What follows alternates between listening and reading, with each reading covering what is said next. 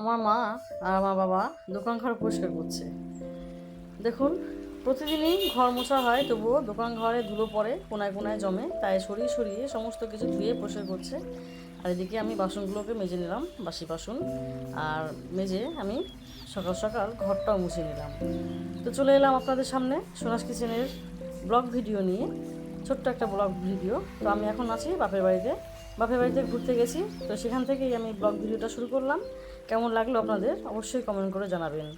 তো সকাল সকাল ঘর মুছে নিয়ে আমি হাত মুখ ধুয়ে খেয়ে নিলাম এক গ্লাস জল খালি পেটে জল খাওয়া শরীরের পক্ষে খুব উপকারী, তাই আমি প্রতিদিন এই জলটা খেয়ে থাকি। আর সবার জন্য আমি বোতল ভরে ভরে জল ভরে রাখি, যাতে সকালবেলা সবাই খেতে পারে। তো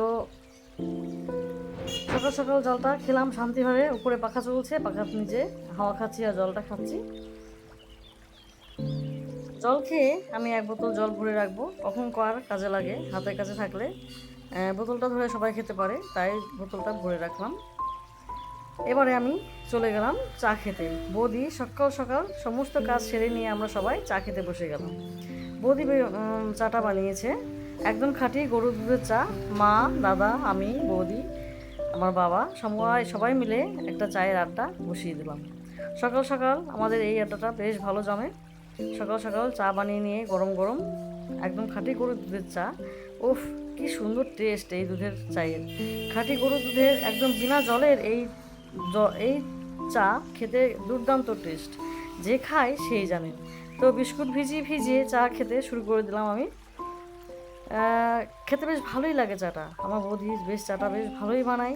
খাঁটি গরুর দুধ, বিনা জলের দুধ, খেতে দারুণ লাগে, দারুণ এক কথায়। তো সবাই মিলে একটু চা খেতে খেতে আড্ডাও মেরে নিলাম। আজকে সকালবেলা টিফিন হবে ছোলা ছাতু শরবত। আজকে আর কোনো রুটি তরকারি বা রুটির কোনো পর্ব থাকবে না। আজকে আমি ছোলা ছাতু বানাবো সবার জন্য। ছোলা ছাতু শরবত বানিয়ে সবাইকে সকালবেলায় ব্রেকফাস্টে দিয়ে দেবো। তো আরাম করে বসে নিশ্চিন্তে চা খাচ্ছি। সেই সময় এলো একটা চুলওয়ালা ফোন বিক্রির জন্য, মানে ফোন কিনবে সেই জন্য। এক একটা ফোন 500-600 টাকা দামের ফোন কিনছে। তো আমার মা একটা ফোন নিয়ে দেখালো, তো সেরকম দাম দিল না, ওই জন্য মা আর বিক্রিও করলো না। এদিকে সোজা চলে এলাম লেবু পাড়তে। তো পাঁচিলের উপরে উঁচু জায়গায় একটা ডাল এসে ঝুলছে, লেবুর ডাল। তো সেই ডালটায় অনেক পরিমাণে লেবু হয়েছে, সেই লেবু পাড়তে চলে এলাম। ছোলা ছাতু দিয়ে তৈরি করব সেই লেবু শরবত, মানে লেবু দিয়ে ছোলা ছাতুটা শরবত তৈরি করব। তো একটা ছোট্ট একটা কুটা নিয়ে চলে এলো, প্রচণ্ড জঙ্গল। এই জঙ্গলের মধ্যে সুন্দর সুন্দর কচু শাক আছে। তো এই কচু শাক খেতে কিন্তু খুব ভালো লাগে বন্ধুরা। আমি যখনই বাপের বাড়ি যাই তখনই কিন্তু এই কচু শাক তুলে খাই। আমার তো খুবই খুবই খুবই ভালো লাগে। তোমাদের কার কার কচু শাক খেতে ভালো লাগে অবশ্যই কমেন্ট করে জানিও। কচু শাক বলতে আমি কিন্তু পাতার কথা বলছি, পাতাটা খেতে খুব ভালো লাগে। কচি কচি পাতা আমি এই ফাঁকেও কিছু তুলে নেব। তো আমি বাপের বাড়ি যখনই যাই তখনই কিন্তু মাকে এটা বলি যে মা আমি কচু শাক খাবো, মা আমাকে রান্না করে খাওয়ায়। আর মার হাতের স্বাদ তো একদম বলার কোনো তুলনাই হয় না। মনে হয় যেন সর্বশ্রেষ্ঠ মায়ের হাতের স্বাদের রান্না হয়। তো আমি ফাঁকে ফাঁকে একটু কচু শাক তুলে নিলাম, আর এদিকে মা লেবুগুলো পেরে নিল। বেশ বতি দেখে ভালো বড় বড় হয়েছে, সেই দেখে লেবুগুলো পেরে নিল।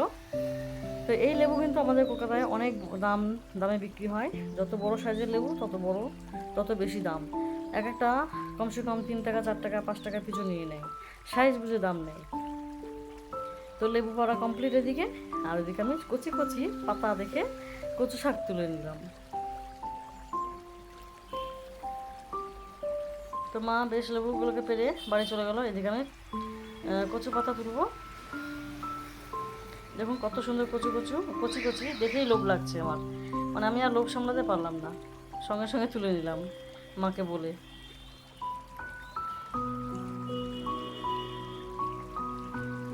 তো সমস্ত যতটুকু প্রয়োজন আমার শাকগুলোকে তুলে আমি বাড়ি থেকে চলে গেলাম। এই যে লেবু আমাদের কাছে কত বড় বড় সাইজের লেবু, দেখুন। নিজেদের গাছের একটা ফল, যে কোনো একটা ফল হলেই খুব আনন্দ হয়, তাই না? যার হয় সেই জানে।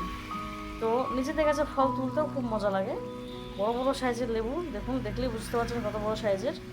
তো এই সমস্ত লেবুগুলো কিন্তু আমাদের কলকাতায় অনেক দাম দিয়ে বিক্রি হয়। তো লেবু, পেঁয়াজ আর লঙ্কা আমি কেটে নিচ্ছি। ছাতুর শরবত বানাবো, সেই জন্য।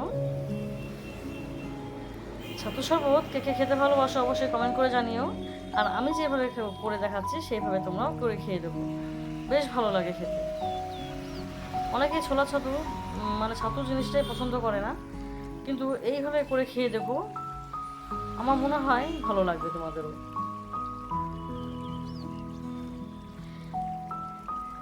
তো পেঁয়াজগুলোকে ভালো করে কুচি কুচি করে নিতে হবে, যেহেতু শরবত বানাবো মুখে বাঁধলে চলবে না, একদম যত ছোট করে কাটা যায় তত ছোট করে কেটে নেব।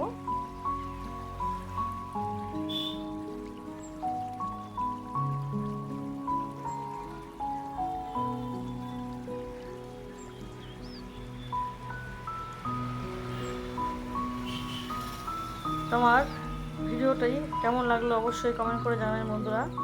আমার পাশে থাকবেন, সাবস্ক্রাইব করবেন। আমার সমস্ত ভিডিওর কেমন লাগলো অবশ্যই কমেন্ট করে জানাবেন। তো পেঁয়াজগুলোকে আমি বেশ সুন্দর করে কুচিয়ে নিলাম। এবার আমি নিলাম লঙ্কা কুচিয়ে, আর লেবু তো আমি আগেই কেটে রেখেছি। তো সবাই মিলে এই ছাতুটা শরবত বানিয়ে খাবো দেখে একটু বেশি করে জল নিলাম। তো জলের মধ্যে দিয়ে দিলাম ছাতু।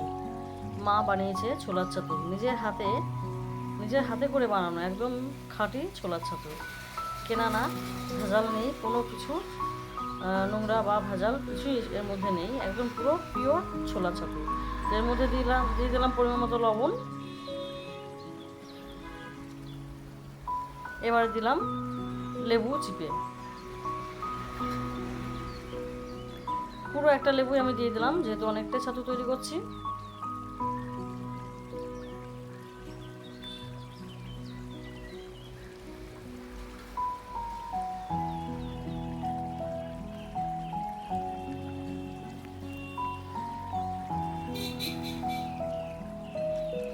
দিয়ে দিলাম লঙ্কা কুচি, পেঁয়াজ কুচি। এবার আমি ছাতুটাকে ভালো করে ফেটিয়ে নেব। যত ছোলা ছাতু ফেটানো ভালো হবে ততই ছোলা ছাতুর টেস্ট ভালো হবে।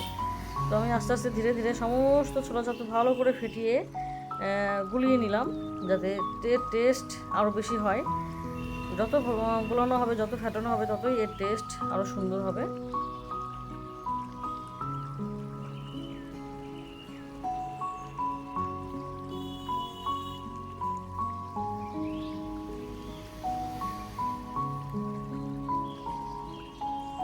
তো ছোলা ছাতু বানানো আমার কমপ্লিট। সবাইকে এবার গ্লাসে গ্লাসে আমি সার্ভ করব। তো আমার ভিডিওটা কেমন লাগলো অবশ্যই কমেন্ট করে জানাবেন। আমি বারবার বলছি একই কথা। আজকের ভিডিওটা এখানেই শেষ করলাম। আপনারা সবাই ভালো থাকবেন, সুস্থ থাকবেন, আর সবাই নিজের খেয়াল রাখবেন। টাটা।